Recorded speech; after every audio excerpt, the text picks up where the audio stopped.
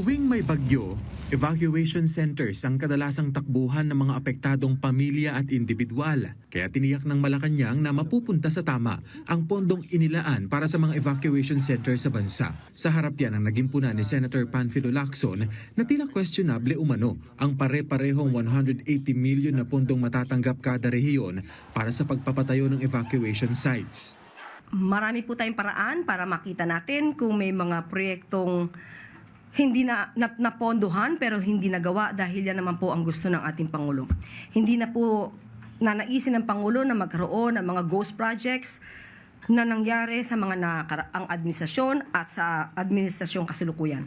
Isa rin sa puna ni Lacson ang kawalan ng lokasyon ng mga itatayong evacuation center. Pero ayon sa pahayag ng Budget Department na ibinahagi ni Castro, mandato ng NDRRMC sa tulong ng mga LGU ang pagtukoy sa mga prioridad na lugar na tatayuan. Batay na rin sa Republic Act No. 12076 o ang Ligtas Pinoy Centers Act. The site identification process is already underway.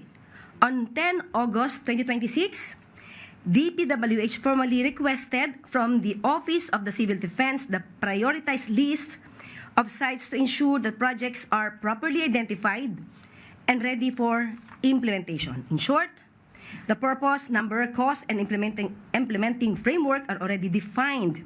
The specific sites are being finalized through the legally mandated.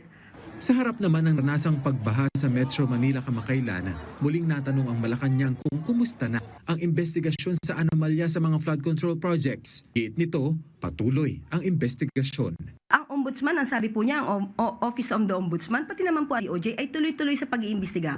At ayon na rin po sa Senado, ang kanilang mga na-kolekta, na-gather, na naipon ng mga dokumento at mga ebidensya ay ibinigay na nila sa Ombudsman. Ipinunto pa nito na maaaring i-report ng DPWH at paimbestigahan ang ibang proyekto kung mapapatunayang ghost project. Pati naman po ang DPWH at kung meron pa sila makikita pang ibang mga masasabing ghost projects or mga substandard na mga proyekto or substandard na mga proyektong hindi nakabuti para sa pagkontrol ng baha,